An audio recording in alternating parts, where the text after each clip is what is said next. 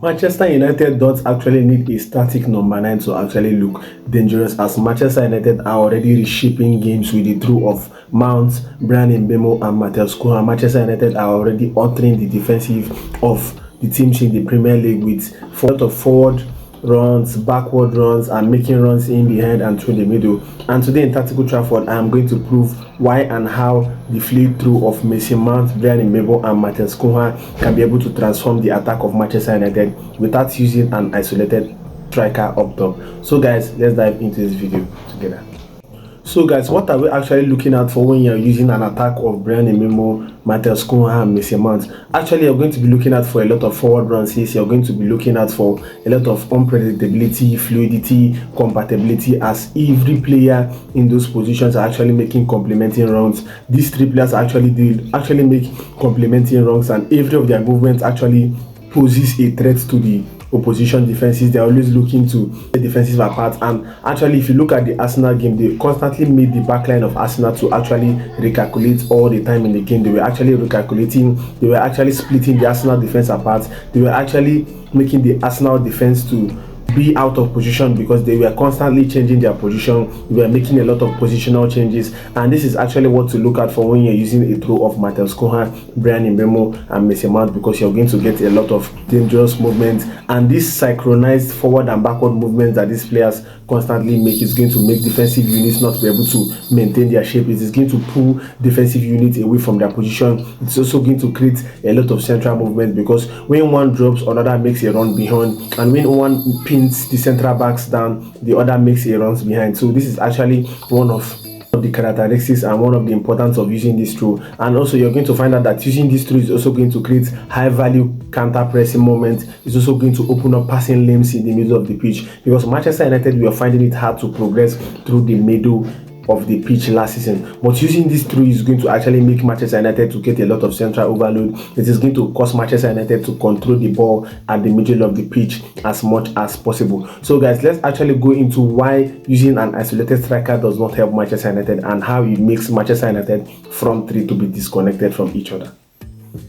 So guys, there's a lot of reason actually why a classic number 9 is being isolated up top in the Premier League and not just in Manchester United. For the case of Manchester United, we saw last season and in the preseason that Rasmus Højlund was isolated up top. There were most of the times where there were not enough bodies around Rasmus Højlund, and because he could not effectively run the channel, and Manchester United inability to spot runners in behind was something that actually hindered Rasmus Højlund last season, and is definitely going to hinder any number 9 in Manchester United shirt, because preseason a lot of time, especially in the West Ham game, there were not enough bodies around him. There were just few bodies around him, so it is hard to create any kind of fast counter-attacking moment. It was difficult to create an offensive moment, a good movement, a complementing movement. So this was one of the issues that Manchester United actually struggled with last season, and this is something that we are seeing using this Bryan Mbeumo, Matheus Cunha and Mason Mount through, because they're actually bringing a lot of fluidity to the top. They're actually bringing something that's been missing in Manchester United for a very long time. So guys, let's dive into the principles of using this through.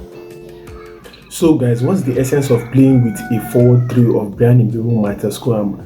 Actually, the essence of using this through is actually to create a form of positional change. It's going to cause these three players to occupy different positions over the course of the game, rather than using a central forward that is going to be isolated like we saw last season and the preseason. So probably the essence of using this through is actually to play as a forward unit, to play as a synchronized unit that is going to be making a lot of runs, rather than play with a striker that is going to be probably isolated for most of the parts of the game. So guys, let me show you guys some examples that actually are going to make sense to what I've been saying from the start of this video. So guys, let's take an example. Earlier on in the Arsenal's game, Euro decided to go long, and as the ball goes, you could see that Cunha is dropping off to receive the ball, and Bryan Mbeumo and Mount making runs in behind, and you could see the effect it has on the Arsenal's backline, and this move created a 2-on-2 at the end of the day. Another example here, you could see that Dalot was looking to play this pass into Cunha, with Cunha dropping deep into this pocket. And as the ball is played, we could see Bryan Mbeumo looking to spin in behind to receive a counter pass, but Cunha was fouled. Here, Bayanda goes long, and we could see Cunha in this pocket space with Mount and Bryan Mbeumo making runs off him again. But the most important thing to note is the proximity at which these three play with. giving a much greater sense of support. You could see whenever Manchester United is playing with a central forward, there's going to be an isolation and there is not going to be a close proximity between the striker and the two tens. But you could see when Mason Mount, Bryan Mbeumo and Matheus Cunha plays, there's actually a sense of support. There's actually proximity that is going to help them to play together, that is going to help create like a 3-on-3, a 2-on-2 in the forward line. Another example, you're going to find out that here, simultaneously, Cunha makes a run towards the ball as it was played, while Mount was making runs in behind. So this was basically the strategy implemented by Ruben Amorim, and it caused Arsenal's problem. But why did it cause Arsenal problem? The first aspect of why this particular back and forth movement caused Arsenal's problem is that pressure he puts on the Arsenal's backline. Mount has dropped deep into the midfield, and look how far out of position Saliba has followed him to stop a midfield overload, and you see why. We are basically 3 passing options away from starting a counter-attack, while Saliba keeps him going backwards. But after Man United gets themselves out of that pressure, you could see that the ball is being taken down to Bryan Mbeumo. See, after the ball goes to Bryan Mbeumo, you're going to find out the damage that has been caused to the Arsenal's backline. There is a lot of space now to run in behind the backline for any player to attack. You could see Mason Mount raising his hands and making that run in behind into that empty space. So guys, the final example I'm going to be using is that Casemiro is trying to play the ball into Cunha, and as he does, there's a positional rotation between Mason Mount and Bryan Mbeumo. And as Bryan Mbeumo is looking to make those runs in behind, and also Mount making that runs beyond Cunha, he stops Arsenal defense from pushing up and squeezing Manchester United up front, which is going to actually give Manchester United more room to play in the pocket space and decide what they want to do with the ball. So guys, basically the essence of this using these two is that these 3 players actually has a specific role in the Ruben Amorim pattern. If you're starting with Mason Mount, you're going to find out that Mason Mount most of the times is going to drop into pocket spaces and receive some progressive passes from the midfield pivot.